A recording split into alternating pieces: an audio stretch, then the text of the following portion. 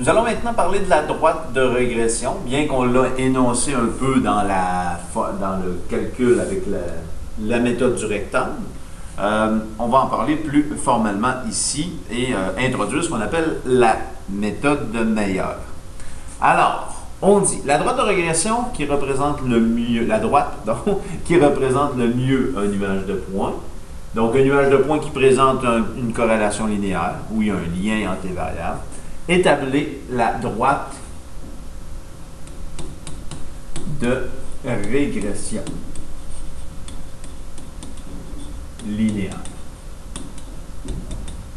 Donc, la droite de régression. Pas régression linéaire. La droite de régression, pardon. Donc, la droite de régression. Donc, elle permet... Donc, qu'est-ce que ça permet d'avoir une droite qui représente un nuage de points? Donc, quand on trace justement la droite, ben, ça nous permet de faire des prédictions de notre situation. Donc, à partir des données recueillies dans une expérimentation ou une étude, ça nous permet éventuellement d'établir des prédictions, ce qu'on appelle aussi des extrapolations.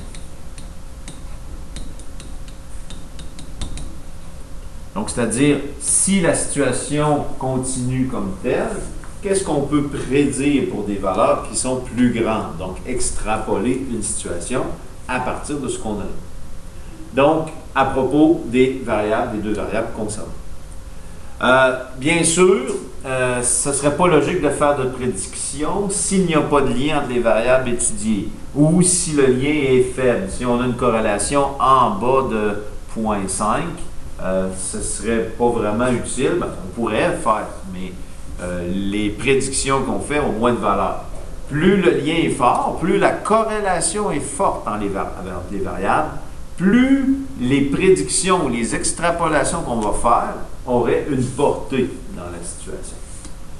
Donc, il faut donc au préalable, avant de faire des prédictions, valider avec le nuage de points ou le tableau de double entrée qu'il y a vraiment corrélation et peut-être justement juger de cette corrélation-là, voir si l'intensité du lien semble être forte.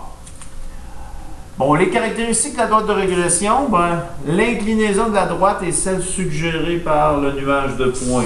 Donc, c'est sûr que la droite de régression représente bien le nuage de points. Donc, on sent ici un nuage de points qui descend d'une certaine façon. Ben, une droite qui aurait été positionnée comme ça n'est pas représentative du nuage de points. Quand on trace notre nuage de points, ben, pas notre nuage de points, mais notre droite de régression, généralement, on va s'assurer d'avoir autant de points en haut et en bas. Donc, il y a, si possible, il y a autant de points en haut et en bas, de part et d'autre, de la droite de régression. La droite de régression ne passe pas nécessairement par un point du nuage de points. Donc, ici, elle passe par un point, mais ce n'est pas obligatoire. Non plus, n'est pas obligé de passer par 0, 0. Des fois, on a tendance à vouloir forcer le fait que ça passe par 0, 0 dans certaines situations. Ce n'est pas le cas. Donc, on positionne la droite pour représenter le mieux possible le nuage de points. Mais ça se peut que par hasard, ou par pur hasard, on ne se retrouvera pas avec une droite qui passe par aucun point. Bien sûr, on peut avoir recours à un outil technologique pour tracer la droite de régression. Dans les faits, plus on avance dans les domaines statistiques, faut surtout avoir recours à la technologie. Mais si ce n'est pas le cas, il y a des méthodes. Il y a entre autres la méthode de Meyer, qu'on va voir à la page 120, qui nous permet de faire à la main, de faire une méthode calculatoire, d'estimer la position de la droite de régression. Mais de plus en plus, il ne faut pas se le cacher, on utilise beaucoup plus la technologie pour pouvoir tracer des droites de régression. Donc, nous verrons justement la méthode de Meyer dans le prochain vidéo pour pouvoir positionner justement cette droite-là. En passant, donc la droite de régression, une fois que j'ai tracé une droite, ben, je peux à partir de là retrouver l'équation de cette droite et justement établir les prédictions et les éléments. Donc, les prédictions, les extrapolations se feront à partir de l'équation de la droite.